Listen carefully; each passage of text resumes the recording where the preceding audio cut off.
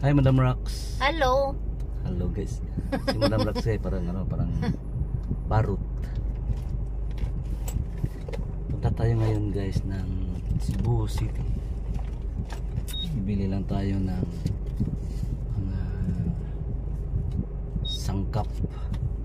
Hello, good morning po sa inyong lahat mga partners at mga kababayan nationwide at sa mga taga-subaybay nating mga mahal kong OFW.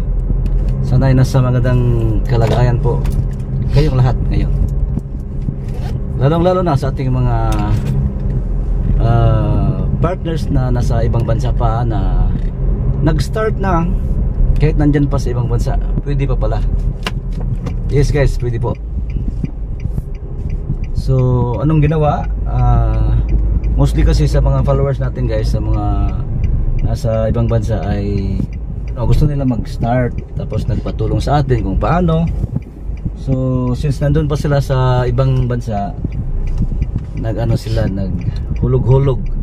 So pwede po, tatanggapin natin basta lang mayroong kusang loob na talagang gusto niya para lang maiipon nila. Okay lang po. So karamihan ay uwi naman by March, April, May. So mga malapit na buwan na, so uwi daw sila. So nabigyan natin para matulungan din naman natin. So kung mapansin nyo guys, busy tayo for the past starting pa lang this year. Ang dami po nating mga partners na nagjo-join kahit sa ibang parte ng ating bansa, as far as Nueva Ecija, Bataan, hanggang dito sa southern part ng Mindanao, Zamboanga, Sibugay, Kabasalan, no? So as far as Davao de Oro, Tagum,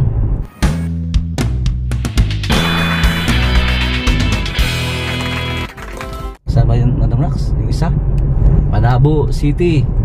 So sa mga lugar na yan, meron na tayo diyang mga partner.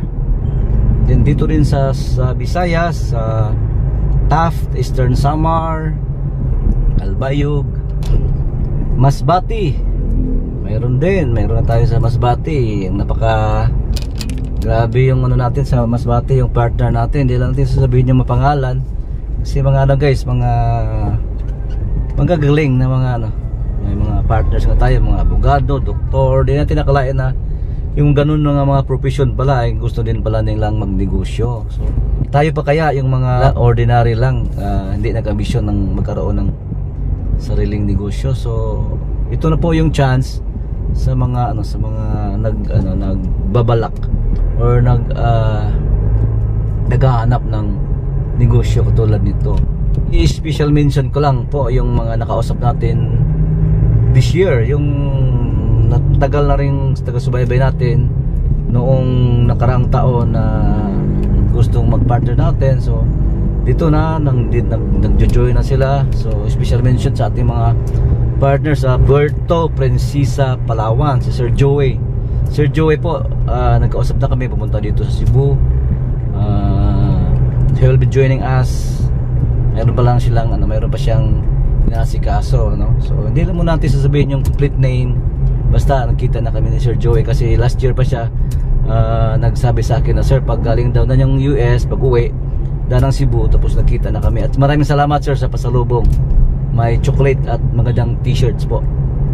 And then sa Tagaluzon, pumunta dito sila si Sir Arnel, sa yung misis niya, si Mama SP, dito na si Sir Bene de Leon, si Ryan Lunar ng Batangas, Lipa Batangas. Soon mayroon tayo dyan, Lipa Batangas. Nga pala, open na pala yung ating partner dyan sa Sukat, Paranaque. Napaka busy po nila ngayon dahil napakaganda yung pwesto kasing nakuha nila. Actually yung pwesto na yun ay lupa nila, bahay talaga nila nung sila pa ay mga kumbaga bahay ng parents nila yon dyan sa Sucat, Parañaque. And then nung malalaki na sila, kanya-kanya na silang may buhay, may asawa, na ngayon bumalik siya doon sa pwesto kasi napakagandang pwesto. Ngayon binalikan ni Sir Jonathan, nila ni Ma'am Leia, ang ganda ng pwesto. So simula nung nag-open sila, hindi nila ako nakakausap. Hindi ko alam kung bakit, ano bang nangyari na biglang tumahimik.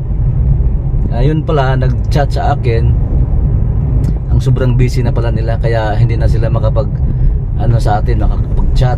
Na sila, sobrang busy daw, palagi daw ubos yung kanilang paninda. At napaka good news po sa inyo yan, Sir Jonathan, Ma'am Leia. Magandang panimula.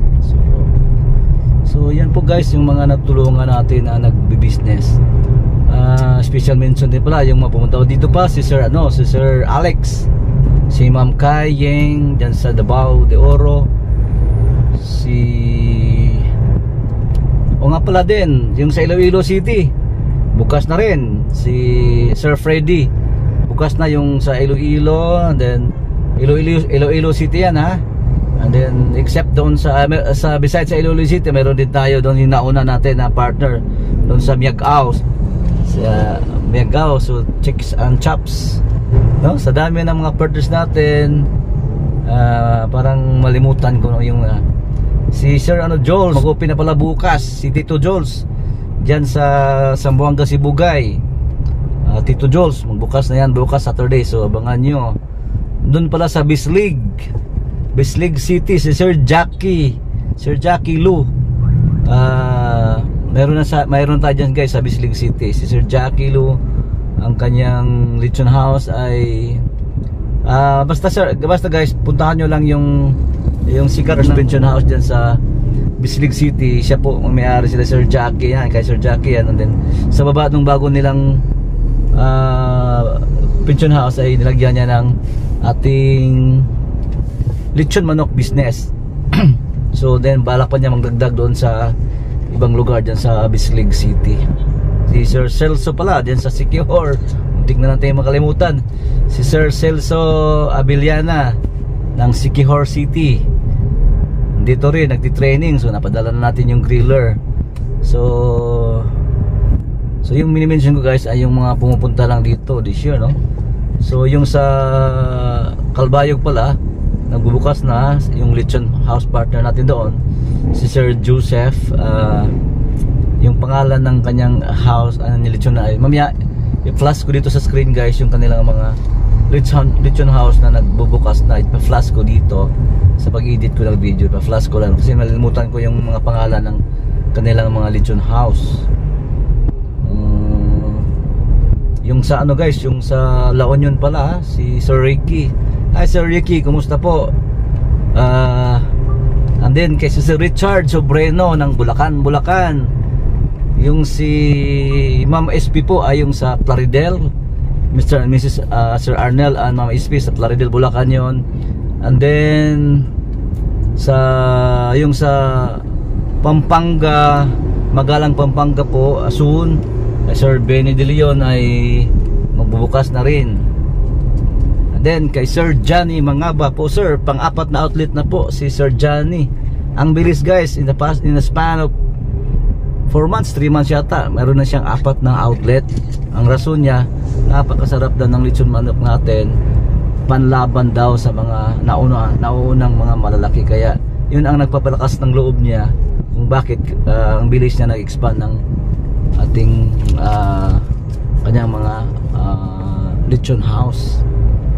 Si JJ ng Calasiao, Pangasinan, si Sir Romel ng Santa Barbara, si Ryan Solomon ng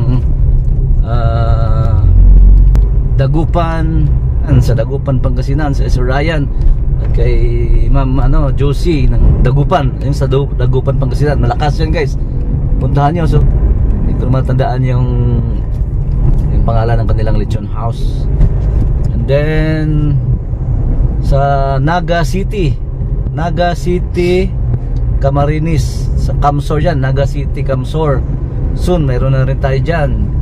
dito rin nagaling nagtitrain si Sir wag muna magitin pangalan ko sir pag hindi pa napatayo niya yung kanyang outlet kasi ginagawa pa niya ngayon. Okay, so dito rin sa Naga, Cebu, magbubukas na rin soon si Sir Adrian. Ano kasi natin dito guys, sa karamihan mga partners natin dito, yung followers natin karamihan kasi ay nasa ibang bansa, mga OFW.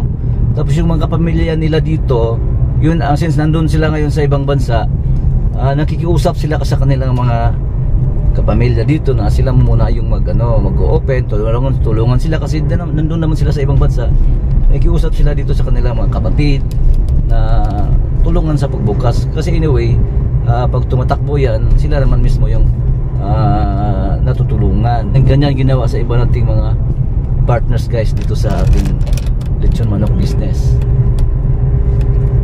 So sa Davao mayroon na rin tayo, magbubukas pa lang si Ma'am Kayeng. Yung sa Panabo mayroon na yan dyan, matagal na yan, last year pa yan. And then dito sa Cebu napakarami pong nagbukas this year. So nagbukas si John Lawrence, na siya, this year lang nakadagdag siya ng dalawang store. And then doon sa bandang south si Jubels, yung partner natin doon sa Oslob and Santander, nakaapat na siya, mayroon na siyang dagdag 2 store lang this month of February. So guys, yung iba lang muna, parang nag-wait and see sila. So sa business kasi guys, pag ganyan yung attitude natin, wait and see lang, palagi ka na lang nahuhuli pag nag-wait and see ka lang. Kasi minsan ang nagkaganyan yung natin, attitude, kasi para ka rin tinatamad ka, kaya nag-wait and see ka. So anyway, ganun talaga yun. Kung ganyan talaga yung pag-iisip mo, talagang mahuhuli ka sa mga plano mo kung wala kang aksyon. So sa negosyo kasi, kung mayroon ka nag-ipag-iisipan, yung iba nga kahit na kulang pa sa ideya, talo na kagad para lang magkakapag-start. And then later on, ang dami pa nilang mga trials na nadadaanan, pero bumangon pa kasi yung isip nila ay talagang palaban. So ganyan po mag-isip ang mga negosyanteng isip palaban. Hindi natatakot, hindi na sa mga challenges. Kasi sa negosyo guys, hindi ka agad-agad kasi kikita, marami ka pang challenges na ma-encounter. Hindi po ganun kadali ang negosyo.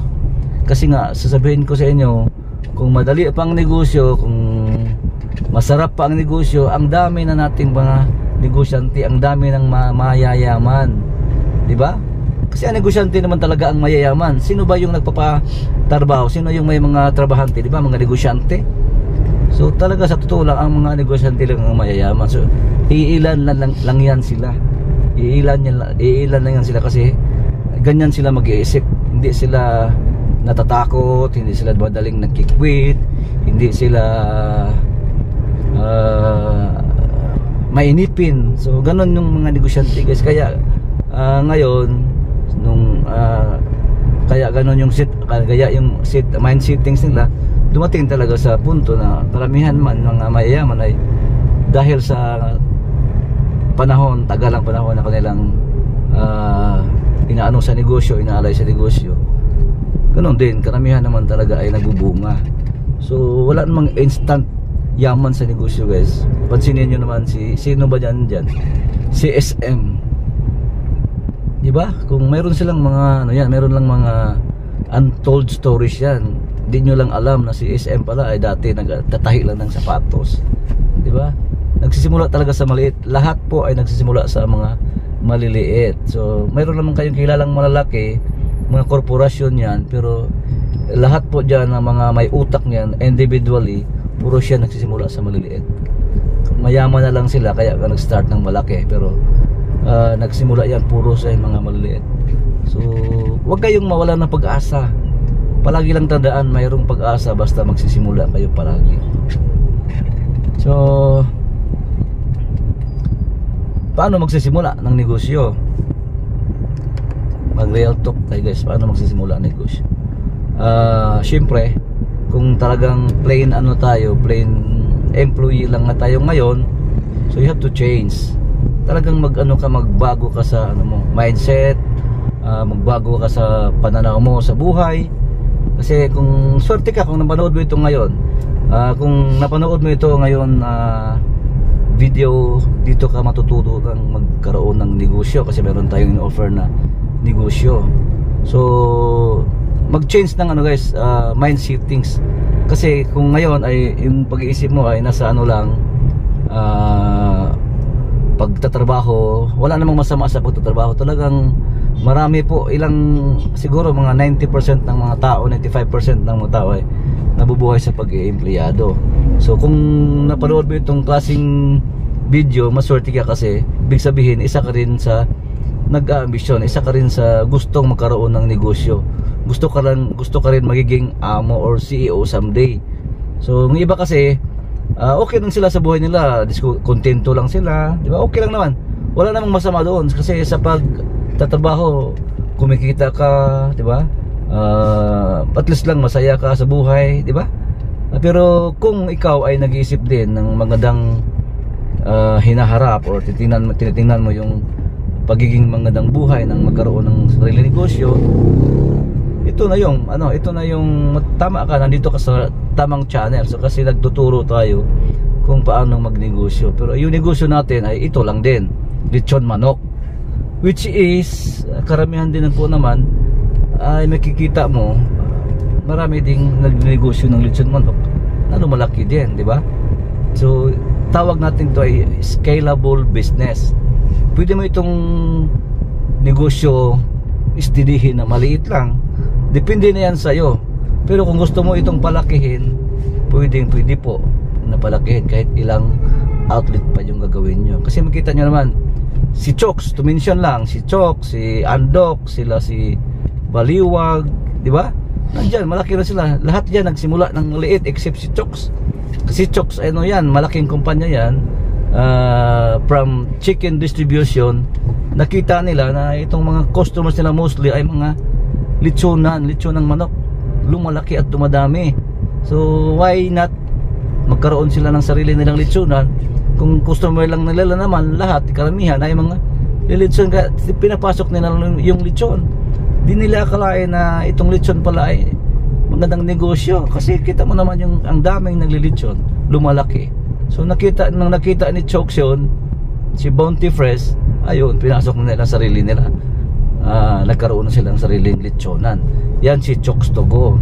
So yun, ganon sila si Chokes, nakita nila ang potential ng lechon manok business, ang scalability, ang liit tingnan kasi maraming maliliit yan na nagnegosyo ng lechon manok, pero nile-level up nila yung klase ng negosyong lechon manok. Kaya ang bilis ni Chokes lumalaki kasi nga may pera din sila, diba? So ganun yun. So yung sinasabi ko, pag pumapasok ka sa negosyo ito, pwede itong palakihin nyo kasi nga scalable, madaling i-manage, and then hindi din gaano ka problematic yung competition. Kasi nga hindi pwede dito pababaan ang presyo. Ang tatagal dito yung nagko-compute, nakikita yung potential ng negosyo. And then syempre kailangan din yung magkaroon ng mga mentors. So ito tayo, nagme-mentor tayo sa ating mga partners. Hindi naman kasi madali. Lahat na negosyo ay mapag-aralan, pero kung mapag-aralan mo ito in 1 month lang, kayang-kaya mo patakbuhin, or 1 week, depende yan sa comprehension nyo. Kung kaya nyo, pwede dito sa atin. Kaysa sarili lang, marami pa kayong gugugulin na panahon, oras, pera. Katulad ko, nung sinimulan ko itong negosyo na to, ang tagal ko rin umabot sa panahon na magkaroon ako ng sariling timpla. Umabot ako ng 5 years. Inaano ko yun, inexperimentuhan ko yun. For how many years akong hindi nagkaroon ng magandang timpla kasi nga hindi ko pa nakuha yung tamang timpla. So experimentation ko is mga 3 to 5 years bago ako nagkaroon ng ganitong timpla ngayon na sinishare ko po sa ating mga partners. So while kayo ngayon mga partners, kung magjo-join kayo sa atin, wala na po, wala na kayong mga problema pang mararanasan katulad sa dinadanas ko noong una. Kasi nga yung ano natin, system natin ay ipagagamit ko sa inyo, kopyahin nyo na lang. So yung sa akin lang naman, since sinishare ko po sa inyo ang business, instead na franchise yon, hindi ito franchise, partnership lang ito. Bali yung ibibinta ko lang sa inyo ay yung aking panimpla, and then ituturo ko sa inyo yung system ng business, di ba? Ang laking ano po, ang laking advantage po nito nung setup natin doon sa nagpa-franchise kayo. So kahit mag-ano kayo, mag-observe lang muna kayo, mag-research kayo ngayon, titingnan niyo yung mga lechon manok business ngayon nagpa-franchise. Ang mahal po, nasa 500,000 pataas. So ganun kalaki ngayon ang mag-franchise ng negosyong lechon manok. So sa atin kasi is more on pagtulong sa mga kababayan natin ang gusto rin magkaroon ng negosyo. So sa aking side naman, since ito yung naging negosyo ko, share ko sa inyo, instead na bibintahan ko kayo ng mga marinated na manok, templadong limpo, templadong produkto, ibibinta ko sa inyo, hindi na po, tuturuan ko lang kayo sa ating mga proseso. So yung iba bigay ko free, yung iba naman, yun lang naman yung bibili nyo sa akin, yung ating injectable solution, which is ang ganda po, ang laki ng advantage po sa magkaroon kayo ng franchise. So kaya ngayon, pag-aralan yung ibang videos ko, nandyan po lahat, sinasabi ko kung paano maghanap ng pwesto, paano magsimula, and then kung gusto nyo talaga mag-join, you can call me. Nandyan sa screen yung number, yung sa messenger ko, pwede kayo mag-chat doon. You can set a meeting bago kayo mag-join. You can set a meeting through messenger bago kayo mag-decide. Meeting with your partners or with your family, with your husband. Kung kayo ay nasa ibang bansa, kung kayo yung wife, meeting nyo with your husband. Dapat kasi sa negosyo kasabay, kasabay palagi ang mag-asawa. So kung nandun kayo si husband nasa ibang bansa, mag-meeting tayo kasama si Mrs. through messenger. Mag-inquire kayo para lahat ng katanungan ay masagot natin at bago kayo mag-join. Para bago kayo punta dito sa Cebu, magti-training, nagbayad na kayo ng half, or bago mag-join, bago mag-meeting ng online, nagbabayad na kayo ng half, para pagkatapos ng ating griller for 2 to 3 weeks sa kayong full payment, saka padala natin yung package. Ganun po kasimple yung sistema natin. And then yung mga paggawa ng lechon house, kayo na po using our mga video tutorials, mayroon tayong mga pinapakitang videos kung paano gagawin ang lechon house. So kayo na pong gagawa, i-assist ko lang kayo kung ano yung pinaka-importante doon, kasi doon sa training kasama doon yung mga very important things na gagawin doon sa lechon house, like yung mga chimney ninyo, gaano kalaki, ano yung distansya ng salamin. So lahat-lahat po, madidiscuss yan. Tsaka yung mga, in case mayroon kayong mga tanungan na, halimbawa yung mga, sir, paano yung mga naiiwan na masusobra, paano yung mag-costing, mga inventaryo, paano gagawin, paano yung magproseso, lahat po ay kasama yan sa training. So yung katanungan, yung mga masasagot yan doon sa baga tawag natin yan, consultation. Bago kayo mag-join, tatawag kayo, phone in or messenger, video call, sit natin para maliwanagan kayo bago kayo mag-join. Okay guys, yan lang muna. So mapansin nyo, marami tayong mga ginagawang griller for the past 3 months. Grabe yung napapadala natin dyan sa Luzon. So ngayon, pwede tayo mapadala dyan sa TransAsia and then Togo. So wala tayong problema ngayon sa shipping. Gumagamit na rin tayo ng Togo shipping para madali na. And every week, mayroon kasing 2 times kasi nagbabiyahe yung Togo dyan sa Manila. Pwede na natin padala dyan direct sa Manila twice a week. So except TransAsia, mayroon na tayong Togo, diba? So dito rin bandang Southern Tagalog, like Bicol, Batangas, pwede rin natin padala dito sa Cebu, diretso na ng Batangas Port. Wala lang ganong yung schedule lang nila, hindi lang permanente, pero at least meron na rin babiyahe from Cebu to Batangas. At least di na kayo pupunta ng nabutas mo pick up doon kasi malayo nga doon. Okay, so sa mga ano pa rin, yung mga nagtatanong daw kung saan kukunin yung panimpla natin, dyan sa Luzon. So matagal na tayo dyan, 3-4 years na yata tayo dyan. Yung mga panimpla nyo ay mga galing doon sa Valenzuela, Marulas, Valenzuela. Then mayroon pa parang nagtatanong, sir, paano kung gusto namin ay ano lang, yung panimpla lang natin, so yung ating injectable solution. Sorry po, hindi po tayo nagbibigay ng injectable solution sa mga hindi partners, no? So yung binibigyan natin dyan ay exclusive only for the partners. Yun lang pong ating binibigyan kasi maraming nagtatanong. So sorry po talaga na hindi tayo mabigyan ng injectable solution kung hindi kayo partners. Yung partners natin ay nag-avail ng package. Yung package natin ngayon is 90k. Dati ay 70k yan.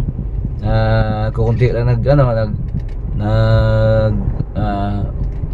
tawag nito, nagjo-join, pero nang 90k ang dami na kasi nga baka daw mag-i-increase. So kaya hintayin pa nilang lumalaki yung yung package saka sila nagjo-join. So ang dami pong nagjo-join nung nag 90k na. Hindi ko alam, di ba? So ganoon guys. So samantalin nyo na dahil mura pa. Imagine, compare mo yan sa mga franchise, 500,000, 700,000. Ito sa atin yung partnership package is only 90k. What if by next month gawin ko yung 150k? Baka magsisi na naman kayo. So habol na ngayon habang mura kasi yung target natin ay magkaroon tayo ng this year is magkaroon tayo ng 200 stores, new partners for this year lang. So habol kayo dyan para makasama kayo dyan. Sana someday baka isa na kayo sa mga partners sa mga nanonood dito ngayon.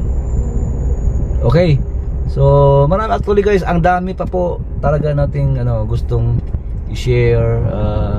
Kaya magtanong, yung iba hindi kasi natin malaman kung ano yung mga katanungan nyo. So you can set a meeting dyan sa messenger ko para lahat ng mga katanungan nyo, lahat po about the business lechon manok ay masagot natin. May halimbawa yung maghanap ng pwesto, lahat po basta about the business na lechon manok, tawag lang po kayo bago kayo magsimula. Okay, so hanggang dito lang po muna at maraming salamat uli at mabuhay. Bye bye.